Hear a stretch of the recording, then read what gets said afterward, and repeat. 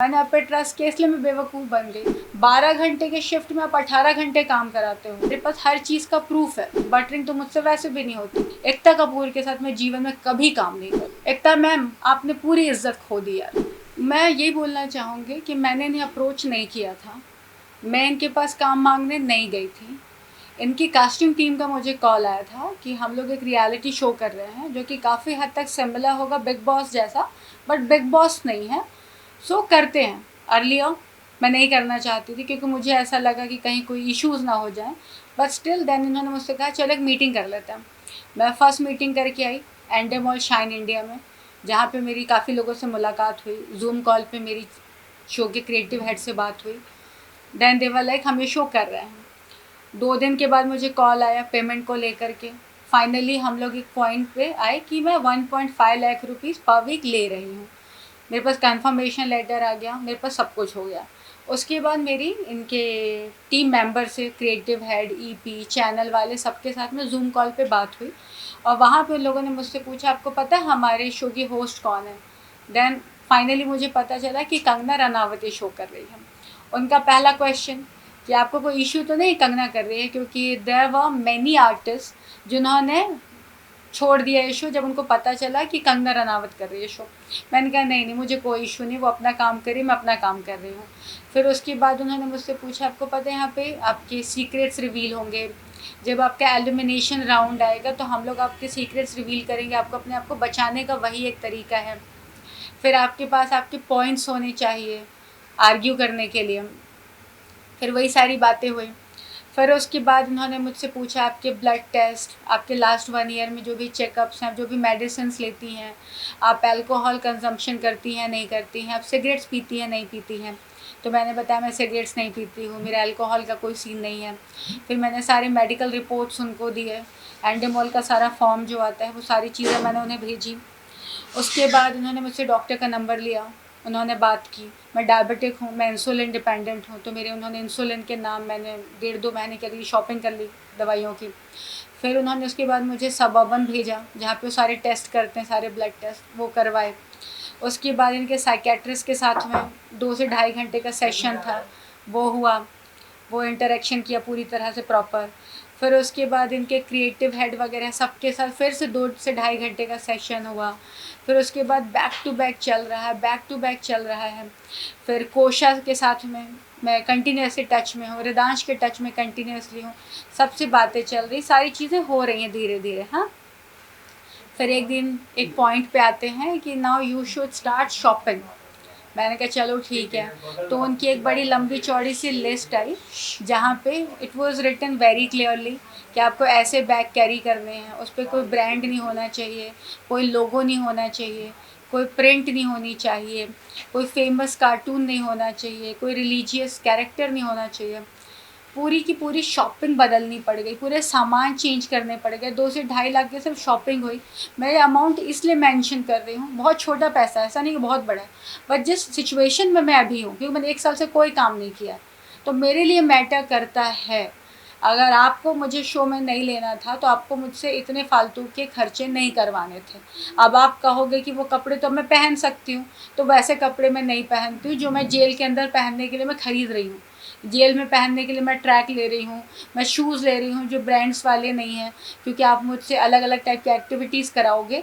तो मैंने सिर्फ आपके लिए शॉपिंग की। उसके बाद मैं आप लोगों से बार बार पूछ रही हूँ कि क्या मैं कोई दूसरा शो पकड़ लूँ।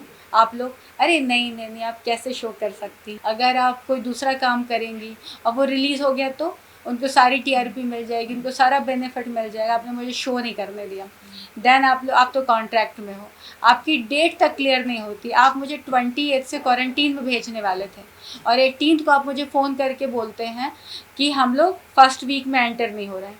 28 को हम लोग कालिया मैदान फिल्म सिटी में जाकर आपके पोस्टर शूट कर रहे हैं, आपके टीज़र शूट कर रहे हैं, आपके ट्रेलर शूट कर रहे हैं, आपके बाइट शूट कर रहे हैं, आपका कोई प्लान नहीं। आपको मैं पूछती हूँ मैं कब जा रही हूँ, आप कहते हैं आप अगले हफ्ते जा रहे हैं। मैं अगले हफ्ते पूछती हूँ आप अगले हफ्ते जा रहे हैं। आपका कोई सेटअप नहीं है, आप कुछ नहीं बताते हो। और फिर अगर कोई स्टैंड लेता है तो आप लोग कहते हो आर्टिस्ट गलत बोल रहा है, वो कंट्रोवर्सी कर रहा है। क्यों ना आर्टिस्ट स्टैंड ले। अर्लियर मुझे जेन्युइनली बताऊँ थोड़ा सा डर लगा था, थोड़ा सा। और वो डर इसलिए लगा था क्योंकि कंगना की जो आइडियोलॉजी है और जो मेरी है वो काफ़ी हद तक अलग है। जिस तरीके से वो चीज़ों को देखती है मैं नहीं देखती हूँ। हर किसी के अपने अपने पॉइंट ऑफ व्यू होते हैं, मेरे अपने हैं। So I am no one to say कि शी इज़ रॉन्ग और कुछ भी, बट चीज़ें बदल जाती हैं। और जब कहा जाता है ना कि कंगना होस्ट है, एकता कपूर का शो है एंड आपको सीक्रेट्स रिवील करने हैं, तो वहाँ पे थोड़ी सी घबराहट होती है। But then I was like कोई बात नहीं यार, वो अपना काम करे, मैं अपना काम कर रही हूँ, क्या फ़र्क पड़ता है। मुझे करण कुंद्रा शो का जेलर है वो मुझे नहीं पता था, वो बहुत बाद में रिवील हुआ है। क्योंकि फर्स्ट डे जब आई थी तो रवीना टंडन आई थी, वो भी हम लोगों को नहीं पता था। वो कहते हैं ना, वो बहुत हिडन चीज़ें थी, क्योंकि इन लोगों ने पूरी कोशिश की थी कि किसी भी कंटेस्टेंट को दूसरे के बारे में पता ना चले। उसी तरीके से उन्होंने बहुत सारी चीज़ें ना छुपा के रखी थी। करण जब एक्चुअली एंटर होने वाला था उसके 3 या 4 दिन पहले मुझे पता चला कि करण ये शो कर रहा है, और मुझे करण से कोई फ़र्क नहीं पड़ता। इससे ज़्यादा क्या बैकफायर होगा। आपने मुझे 4 साढ़े 4 महीने घर पे बैठा दिया, इससे ज़्यादा क्या बैकफायर कर लोगे। बैकफायर तब होती है चीज़ें जब आप पे कोई ट्रस्ट करता है। मैंने आप पे ट्रस्ट किया इसलिए मैं बेवकूफ़ बन गई, मैं आप पे दोबारा ट्रस्ट नहीं करूँगी। क्या होगा, आप मुझे काम नहीं दोगे। आपने मुझे आज कौन सा काम दे दिया कि आज मैं आपके बड़े गुणगान करूँ, अरे आप तो बहुत अच्छे जैसे बाकी लोग करते हैं। बटरिंग तो मुझसे वैसे भी नहीं होती, आपको शुरू से पता था। बूट लिख करने वालों में से मैं नहीं हूँ कि आपसे मुझे काम चाहिए तो मैं कल से जी हुजूरी करने लग जाऊँ, मैं नहीं करूँगी। आपको काम देना है आप दोगे, नहीं देना है नहीं दोगे। एंड मार्क माई वर्ड्स, आज मैं कह रही हूँ, आज की डेट आप याद रख लो, एकता कपूर के साथ मैं जीवन में कभी काम नहीं करूँगी। जिस लेडी की अपनी ज़ुबान की वैल्यू नहीं है, आपके कमिटमेंट्स की वैल्यू नहीं है, आप किसी के समय की कीमत नहीं करते, मैं भी आपकी कोई वैल्यू नहीं करती हूँ। मुझे कुछ नहीं पता, बिलीव मी, क्योंकि जब मैं शो के लिए मीटिंग करने गई थी तो जिस तरीके से मेरा इनके साथ इंटरेक्शन था, उन्होंने कहा गहना मैम आप लास्ट 1 ईयर से कंटिन्यूसली न्यूज़ में हो, तो बताओ आपको शो करना है। मैंने कहा कर सकते हैं। तो उन्होंने मुझसे पूछा कि आपको लगता है कि आपको और भी पब्लिसिटी की ज़रूरत है। तो मेरा एक स्टेटमेंट था कि पब्लिसिटी की ज़रूरत तो शाहरुख खान को भी होती है। अगर एक एक्टर मार्केट से थोड़े दिन के लिए गायब हो जाए तो उसे कमबैक की ज़रूरत पड़ती है, ये मैंने कहा था। तो ये लोग मेरे को लेकर कि बहुत बहुत ओवर कॉन्फिडेंट थे, बहुत ज़्यादा एक्साइटेड थे। मुझे कभी नहीं लगा। और ये जो वाइल्ड कार्ड वाली एंट्री है जो मुझे 18th को पता चली, 18th ऑफ मार्च को, वो भी मेरे लिए शॉकिंग था, क्योंकि मैं मेन कंटेस्टेंट की तरह जा रही थी। I was one of the 16। मेरी इनके डिज़ाइनर के साथ फिटिंग से लेके हर चीज़ को लेकर बात हुई है। एंड मुझे पता है कि इनके किसी क्रिएटिव हेड को भी नहीं पता था टिल 18th कि मैं वाइल्ड कार्ड में हूँ। और अचानक से जो 21st को पता चला है, वो तो मुझे नहीं लगता किसी को भी पता होगा, तो मुझे कैसे पता होगा। और रीज़न तो एकता कपूर ही बता सकती है। देखो मैं आपको एक बात बताती हूँ, जब आप ना कोई इंडस्ट्री में जब आप काम करते हो तो एक तो बहुत टफ हो जाता है किसी के अगेंस्ट केस करना या किसी के अगेंस्ट स्टैंड लेना। और मैं हूँ नहीं उन लोगों में से जो किसी के खिलाफ केस करे, किसी के खिलाफ स्टैंड ले। आज ये जो हो रहा है ये मैं अपने लिए स्टैंड ले रही हूँ। किसी को डिफेम करना, किसी के खिलाफ बोलना, ऐसा कुछ नहीं है। मैं वो बोल रही हूँ जो एक्चुअली ट्रुथ है, मेरे पास हर चीज़ का प्रूफ है। और मैं इसलिए बोल रही हूँ कि अगर आज मैं नहीं बोलूँगी तो कल कोई नहीं बोलेगा। ऐसे ना जाने कितने आर्टिस्ट हैं जिनको 6-6 महीने घर पे बैठा दिया जाता है, उनके साथ शूट कर लिया जाता है, फिर अचानक से शो बंद हो जाता है तो उन्हें उनकी पेमेंट नहीं मिलती है। 3 महीने शो चला, उसके बाद कुछ दिन के बाद बंद हो गया, फिर बोलते हैं 6 महीने बाद पेमेंट ले जाओ। उस ड्यूरेशन में आर्टिस्ट कैसे घर चलाएगा। आर्टिस्ट को 25 दिन के लिए ब्लॉक किया जाता है, 30 दिन के लिए ब्लॉक किया जाता है, 5 दिन का शूट होता है। आर्टिस्ट को सेट पे बुलाकर मेकअप करवा देते हैं, एक्टिंग नहीं करवाते हैं तो पेमेंट नहीं देते हैं, भले आर्टिस्ट का पूरा दिन चला जाए। स्टैंड तो लेना होगा। 12 घंटे के शिफ्ट में आप 18 घंटे काम कराते हो। आर्टिस्ट जहाँ रहता है उससे 2 घंटे की ट्रैवलिंग होती है, 2 घंटे वापस आता है, 12 घंटे की शिफ्ट होती है, 16 घंटे वो वैसे भी काम करता है। उसके बाद आप उसे 8 घंटे और काम कराते हो। आर्टिस्ट सिर्फ ये सोचिए चुप रह जाता है, आज नहीं बोलना है, कल काम नहीं मिलेगा, नहीं बोलना है, इस तरीके से पूरी ज़िंदगी घिस जाती है। और वो जैसे आया था शायद एक अच्छे इंसान की तरह आता है, बाद में एक ज़िंदा लाश बन के रह जाता है। और एक दिन आता है जो सुशांत सिंह राजपूत जैसे लोग सुसाइड कर लेते हैं, मर जाते हो, पता नहीं कितने लोग मर जाते हैं। बाद में 4 लोग खड़े हो जाते हैं पोस्टर लेके, हमको सिंपैथी है। जब वो ज़िंदा था तब सिंपैथी नहीं थी। आज अब उसके लिए 4 मॉडल्स खड़ी हो जाती है रोने को, हम उससे ये करते वो करते। जब वो ज़िंदा था तब कोई क्यों नहीं करता है। जब मैं शुरू में भी एक्साइटेड थी कि मैं शो कर रही हूँ, तो जब फर्स्ट डे रिवील हुआ मुनव्वर वगैरह, तो मैं शो को जेन्युइनली बहुत अच्छे से फॉलो कर रही थी और मैंने देखा मुनव्वर की फ़ैन फॉलोइंग एक्चुअली अच्छी है। लोग उसे वाकई बहुत अच्छे से कमेंट्स करते थे। हम लोग ना कमेंट्स पढ़ते थे। मैं प्रॉपर फॉलो कर रही थी। मैं 2-3 आईडी से मैंने लॉगिन किया था कि बालाजी का शो है, उनके फॉलोवर्स बढ़ जाए, उनके व्यूवरशिप बढ़ जाए।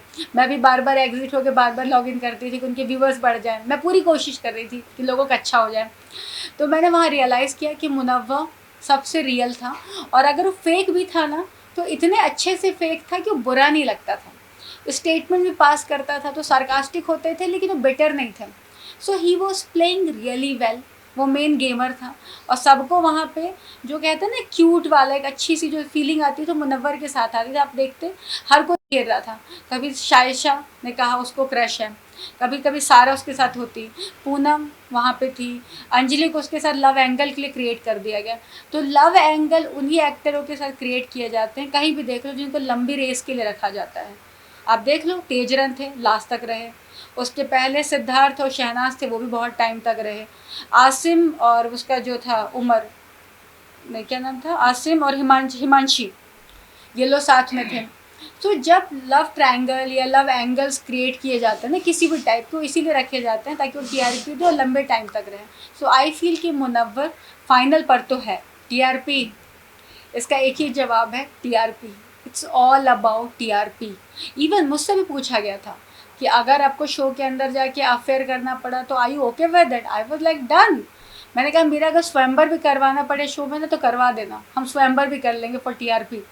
सो ये सारा गेम तो टीआरपी का है। जो कंटेस्टेंट टीआरपी देता है वो ज़्यादा टाइम तक है। आप लड़ कर दो, झगड़ के दो, रो कर दो, ड्रामे करके दो, सो ये सारा गेम टीआरपी का है। एंड मुझे पता नहीं क्यों लगता है, मैं हालांकि कोई प्रेडिक्टर नहीं हूँ, बट फिर भी मुझे ऐसा लगता है कि जिस दिन ये शो ख़त्म होगा अंजलि एंड मुनव्वर मिलेंगे भी नहीं। मैं लाइफ में कभी नहीं करना चाहूँगी। मुझे अगर अभी फ़ोन आए ना कि कल आप इनकी वाइल्ड कार्ड एंट्री में चले जाओ, अगर वो मुझसे कहते हैं कि हम आपको जो पे कर रहे हैं उससे हम आपको 10 गुना भी ज़्यादा देते हैं, मैं तो भी नहीं करूँगी। मैं अपनी लाइफ में अपनी बात को लेकर बहुत पक्की हूँ और जो उतर गया नज़र से ना उतर गया। एकता मैम, आपने पूरी इज्जत खो दी यार। बिलीव मी, मैं आपकी बहुत बड़ी फ़ैन थी।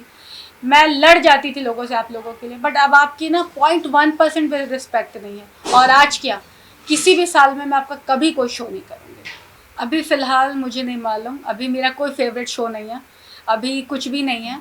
लेट्स सी, कुछ अच्छा शो आता है तो मैं ज़रूर करूँगी, बट अभी एट प्रेजेंट मैं कुछ नहीं कर रही हूँ क्योंकि उन्होंने बैठा रखा था तो मैंने कोई शो लिया नहीं।